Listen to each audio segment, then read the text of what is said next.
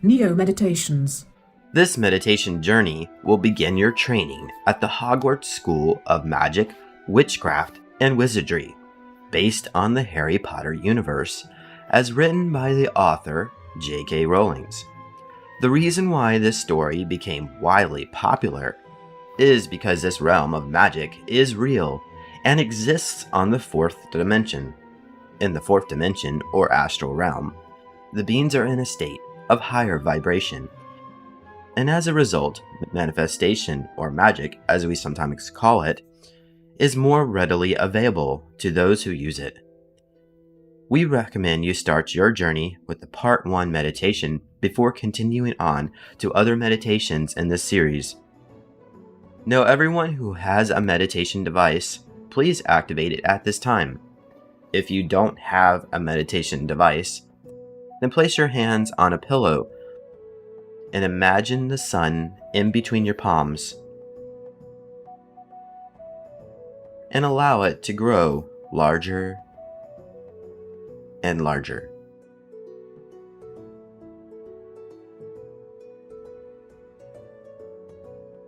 Device, activate and increase. Device, I trust you completely to integrate my mind, body, and spirit. Stargate, I trust you completely. Device, activate Stargate mode. Automatic mode. Now close your eyes. Traveling through the portal. Going back further and further in time. Back in time to the age of 12 years old. Or, for our younger listeners, go forward and forward in time to the age of 12 years old. Your body now morphs to when you were 12 years old.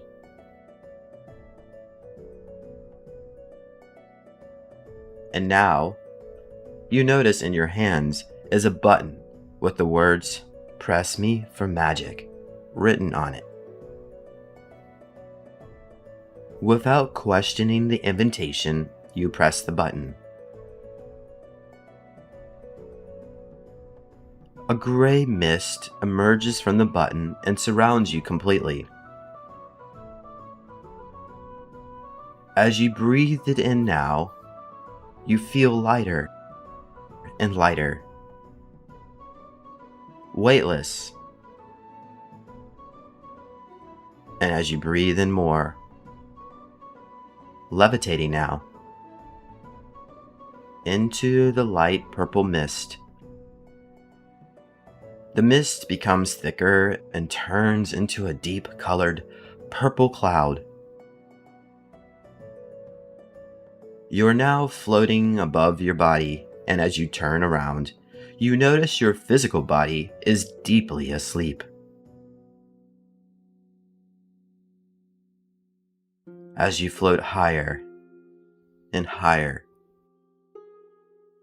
into the sky and into a opalescent white portal, traveling through the portal,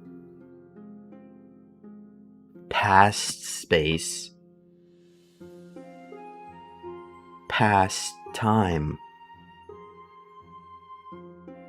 past the laws, and into the light you go, deeper and deeper. You now drop out of the portal into your own 12-year-old body, but now riding Taro the horse, on a dirt road through a dark, misty, and warm forest. You hear the sound of Taro's hooves on the ground, and chirping crickets, and the sound of wind blowing through the leaves. The sun is starting to set, and you can hear owls hooting as they begin their wake-up calls for the night. You now pass over a stream, which is flowing to the other side of the now rocky road. It's getting darker now.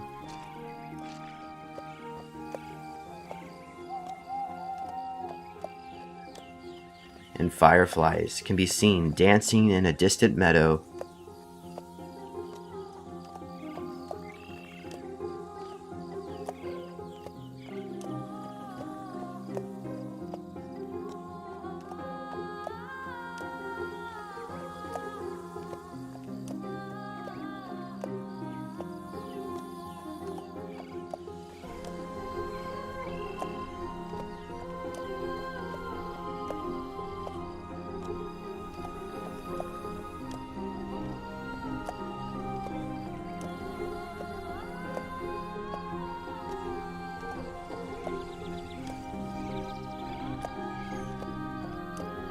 You now travel up a hill.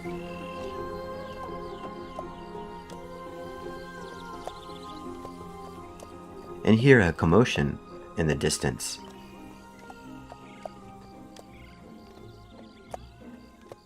As you get closer to the sound, you see a tall, slender man with a weathered face. He has long brown hair, which grows past his shoulder and tied in a low, messy ponytail.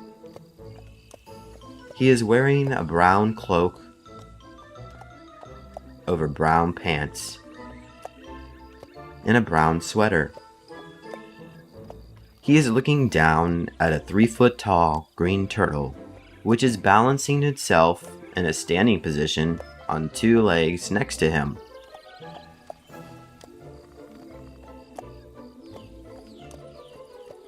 The turtle speaks in a high-pitched voice. "No, you first." Snape responds in a deeper voice. "No, I insist, you first."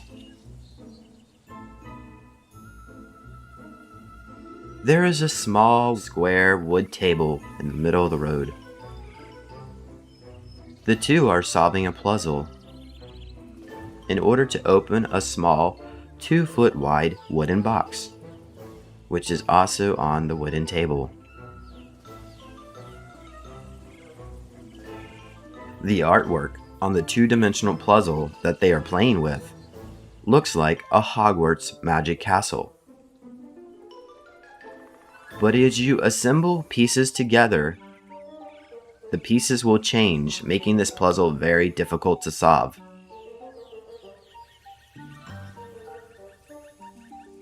Snape already knows how to solve this puzzle, but he is trying to be nice and allows his magical assistant, Bert the Turtle, a chance to solve the puzzle first.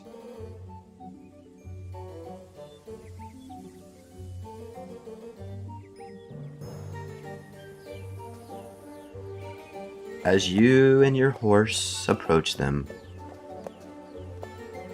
Bert the Turtle looks up towards you and says, "What's that?"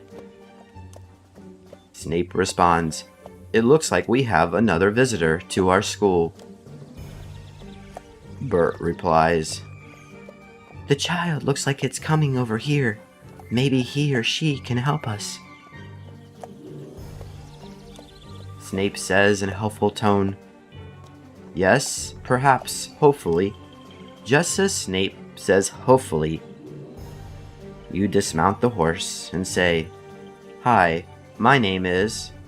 Now tell them your name.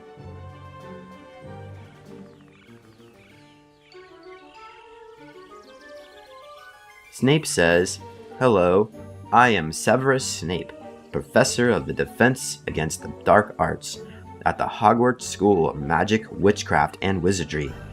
And this is my little friend, Bert B. And he's helping me solve a puzzle." Bert says, "Hello, child. Would you please help us solve this puzzle?" You pick up a puzzle piece from the table. It looks like a window from the Hogwarts castle. As you put it down in the spot where it belongs, it turns into a door instead. Now tell them. "Hi, Professor Snape and Bert. The puzzle piece just changed. Why did it do that? Snape responds, "It's a magic puzzle. The more you want to solve it, the more it changes." Now ask Snape, "So how do you solve it then?"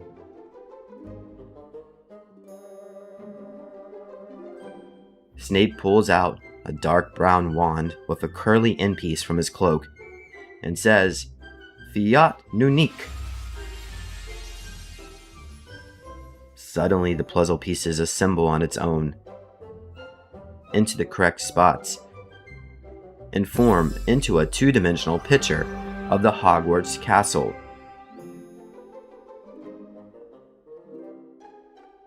The image turns into sand and then morphs into a three-dimensional representation of the Hogwarts castle.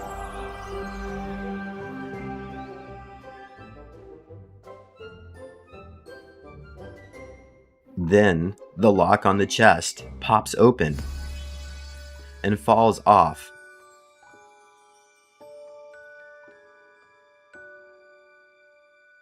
Bert reaches into the box and says, "Wow, we solved it."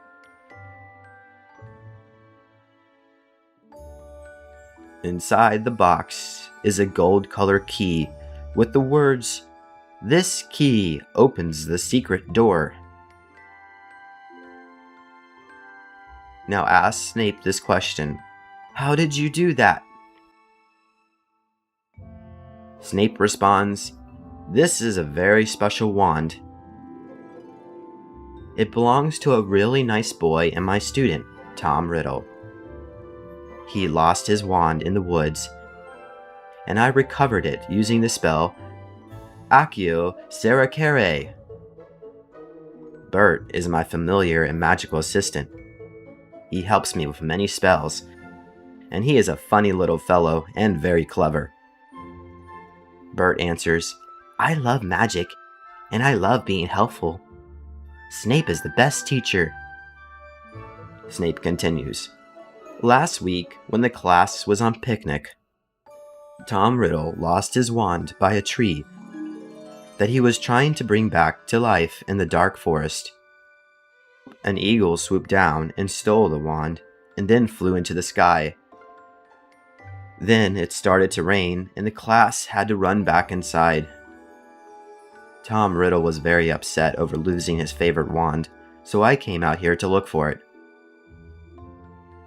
Now ask them, what is the key for?" Snape answers, "It's for a very special door upstairs in the castle that holds prizes for children who solve riddles during the school year."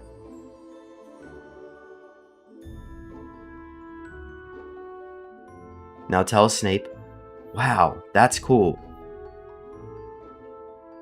I hope I can go there one day.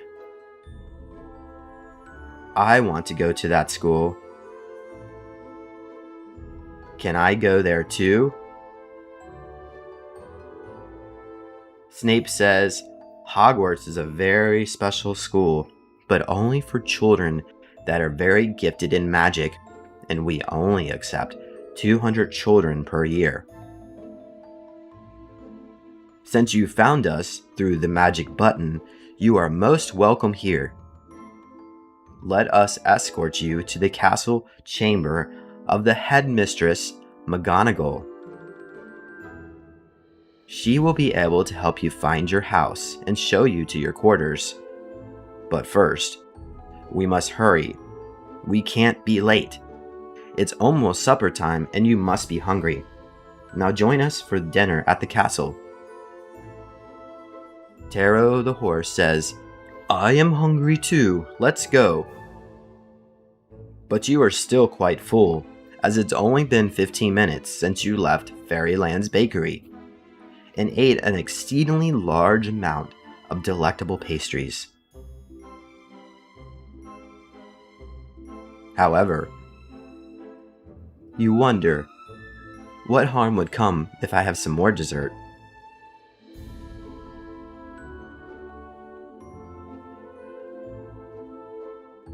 Snape says, "Residio," and the table, puzzle, and chest turn into a gray smoke and dematerialize.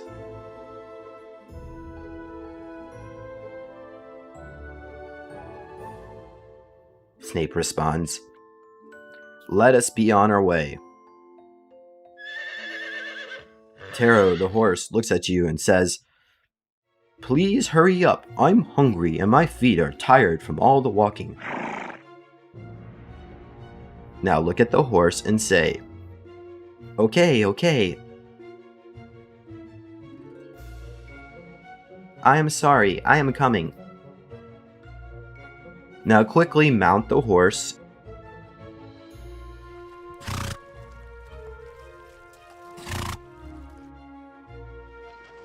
and the horse begins trotting down the road, passing in front of Professor Snape and Bert B, the turtle. Bert says, "Hey, wait for us. You are new here and don't know where you're going." Now tell the horse, "Hey, Taro, can you please slow down? You're going too fast for Professor Snape and Bert." Taro starts laughing and says, "They know the way and I'm hungry." He is now running faster. The trees start to turn into a blur as you go faster and faster. Now grip the reins tighter and tighter to remain steadfast on the saddle.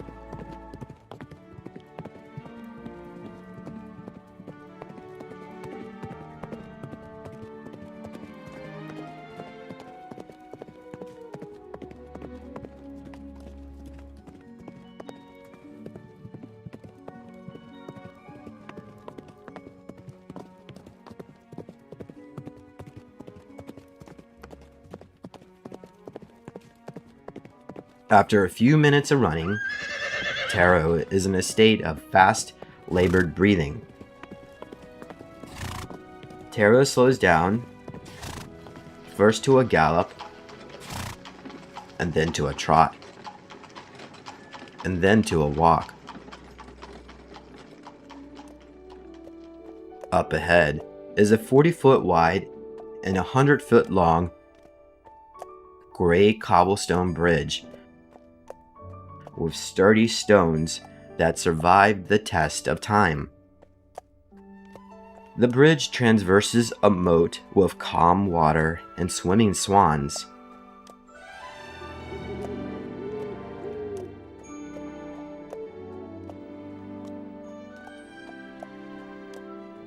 To a landing around a 100-foot tall, imposing Gothic castle wall.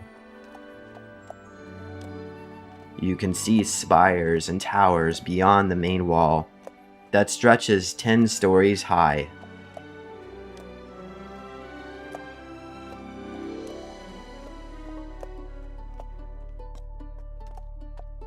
This entrance, though, seems to be more geared to service horses and supplies.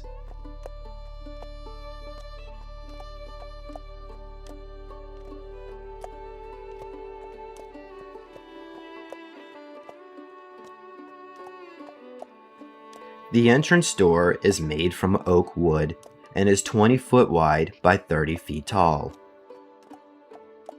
This door is at least 1,000 years old and has witnessed many witches and wizards enter its doorway.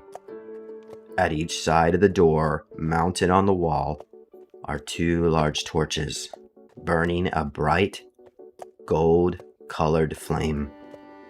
It's now nearly twilight.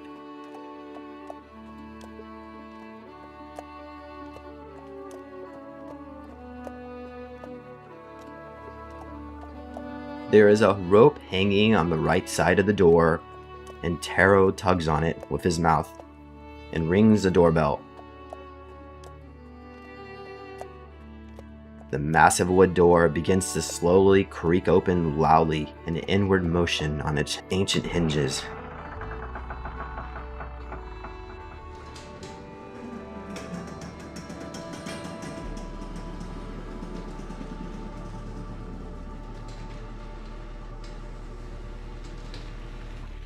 When the door is halfway open, you notice there is a 4-foot-tall elf with long braided brown hair and a green-colored cloak with white rabbit fur trim. He is standing inside the service area courtyard.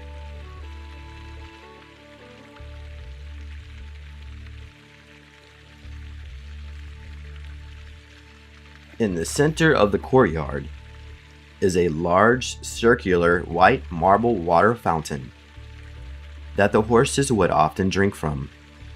The fountain bottom looks like a large marble bowl filled with water.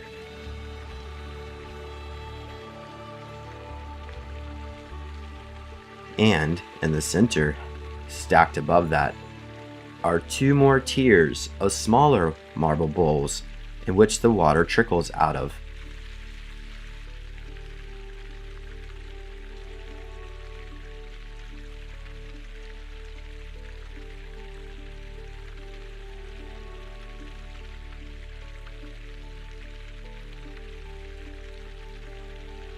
The elf is carrying Taro's supper on a huge, fancy, engraved silver tray with carrots, vegetables, and a salad with flowers. A chocolate milkshake sits in a large silver cup, and a plate of quartered watermelon is for dessert. The elf notices you on the horse and says, "Good evening, Taro, and your little friend. Here is your supper, Taro, and your supper is ready inside."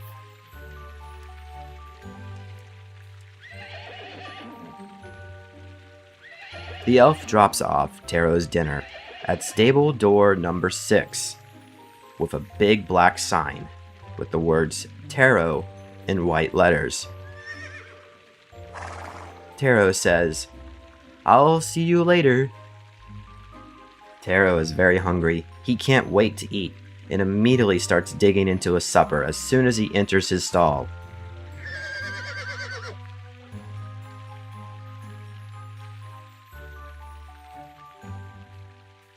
At this point, it's time to bring your consciousness back to the present time.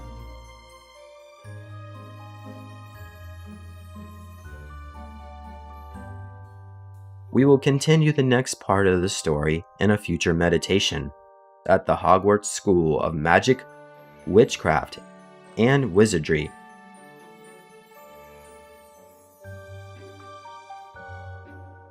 A portal of white light surrounds you.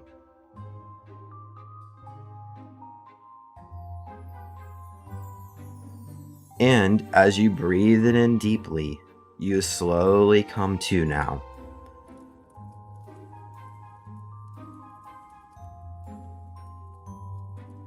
More and more awake.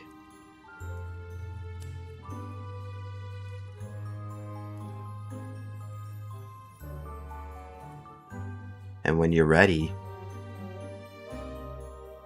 open your eyes and device in session. If you like this meditation, please consider supporting us by purchasing a meditation cube, which is a chi energizer and will help you relax into deeper states of the mind. This magical story was transcribed from another realm and shared with you based on insight from some of my own experiences. So, until next time, Stay magical.